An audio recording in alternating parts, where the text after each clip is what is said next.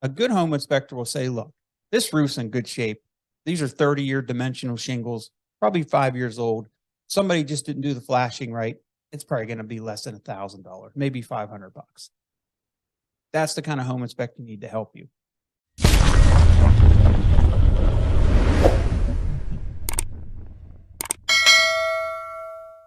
Hello, everyone. Alex Deacon here. We're going to discuss today's topic, and it's called flipping houses. It's part of a series. You'll see a lot of videos about flipping houses that I'll do. This specific topic on flipping houses is home inspections. With my experience level, I don't do a lot of home inspections. I'll typically go head over to the property, visually inspect it. I might have an expert come and look at the plumbing or the furnace or something, a foundation issue. But generally speaking, I won't do a home inspection. Do I recommend that for everybody? No. I would suggest, especially if you're new to this, is having a home inspection. Well, there's two ways a home inspection can help you and hurt you. It's going to help you on the front end because you want to make sure, especially if you're new to the business, what things you're missing. You know, you can't catch everything. I miss things all the time, but I focus on the major things, and then the rest I can handle, and I might evaluate it, and I will factor it into my budget, you know, like my fudge factor, my screw up factor, my contingency amount, whatever that case may be. But, you know, you're looking at the foundation, the roof, you can look at the windows generally, you know, if they're in good shape. If the furnace is newer, it could be 5 years old and not and emitting carbon monoxide. So you could still have a newer furnace and it could still be bad. Those are just the chances you take when you don't do a home inspection. But if you evaluate the entire scope of work and you put in like a fudge factor there, a contingency factor, generally you're going to be somewhat close. I could tell you from experience, I don't think I've ever been under budget. It's just, I've talked to so many investors and it's the same thing. I hear the same thing and we're never under budget, always over budget. And I'm like, why is that? I don't know. Maybe just because investors tend to look at things with rose-colored glasses. You want the deal to work so bad. Whatever the case may be, maybe make that contingency number a lot higher. The other thing too is with home inspections, make sure you find a good home inspector.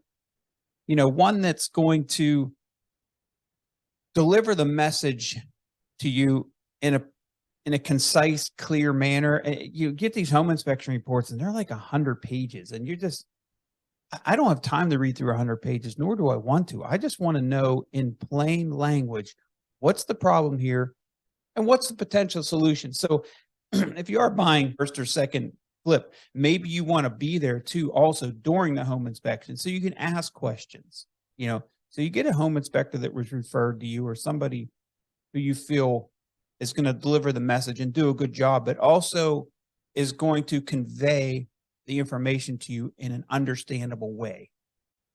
And then you could ask them questions. What do you suggest? Because some home inspectors, they're like, well, I can't suggest anything. I don't know what it's going to cost.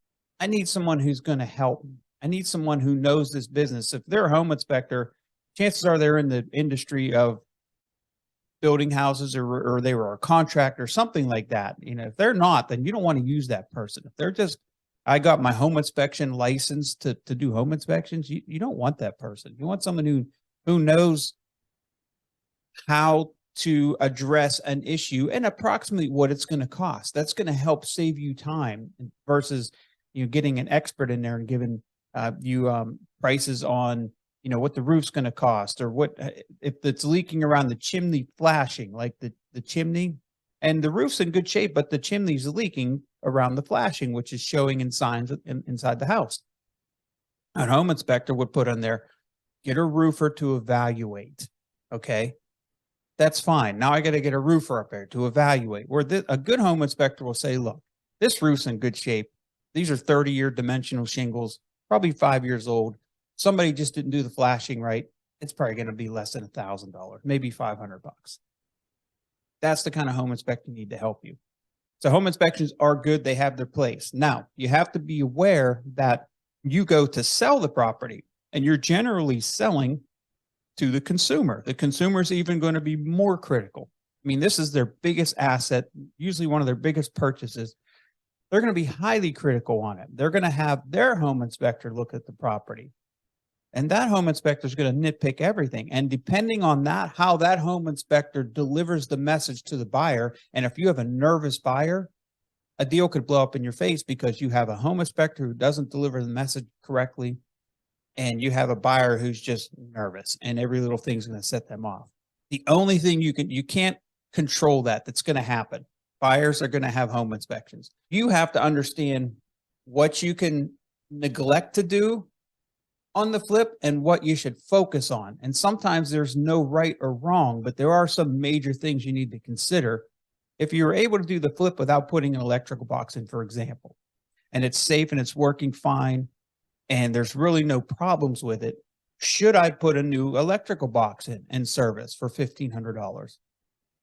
It really depends on the project, and it depends on your budget, because the buyer might come in and everything in the house is good except the electrical box and, let's say, the hot water tank.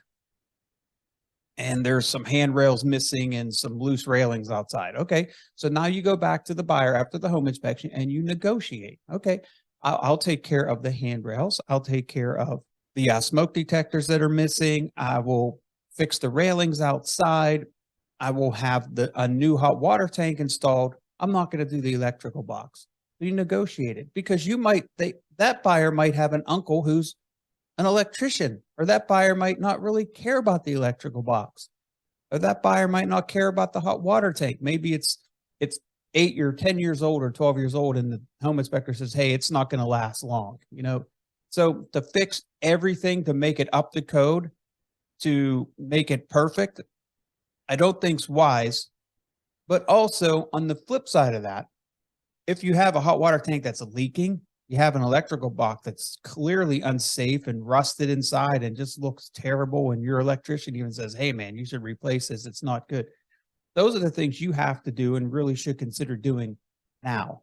But to make the property completely up to code, perfect, you'll never have that because every home inspector sees something different. Home inspector A might say, hey, the roof has 10 years left on it. Home inspector B might say the roof has 3 years left on it. Now the buyer's thinking, oh gosh, in 3 years, I got to spend 10 grand for a roof. I'm going to ask for a price reduction. So you have to look at the entire project, look over the house completely. If the roof's questionable and it's not leaking, and that roof may never leak for 10 years, understand this. If it looks questionable, the shingles are kind of curled a little bit, and there's a chance that's going to come up on a home inspection. And then there's a chance you're going to have to reduce your price by $5,000, $7,000, $10,000. It really depends on that buyer. Keep in mind, when you buy a property, do you have a home inspection? I would advise it, especially if you're new. But also you have to look at things that maybe you're not going to do, but are going to most likely come up on a home inspection. And then you have to decide, do I do that now, or do I just wait and see if it comes up on a home inspection or if it doesn't? Because you might do something that the buyer's not even concerned about. You're going to have to learn these things on your own as you do more flips and as you're more experienced with home inspections and the back end when buyers do their home inspections. So you'll get better at where you can cut corners without cutting safety and where you shouldn't cut corners. This will help you make, bottom line, a little bit more profit on every deal with a little less stress, evaluating things before they become a problem. Flips are a great way to make a nice profit quickly, but they also have their dangers. So just be careful. Be careful when you're purchasing. Make sure you know what you're buying. And when you're selling, just understand that buyer is probably going to be even more critical than you, and you have to be ready for that. If you have any questions, you can always email me. Again, I do my best to return every email if possible within 24 to 48 hours. It's alex@alexdeacon.com. I look forward to hearing from you. Have a great day.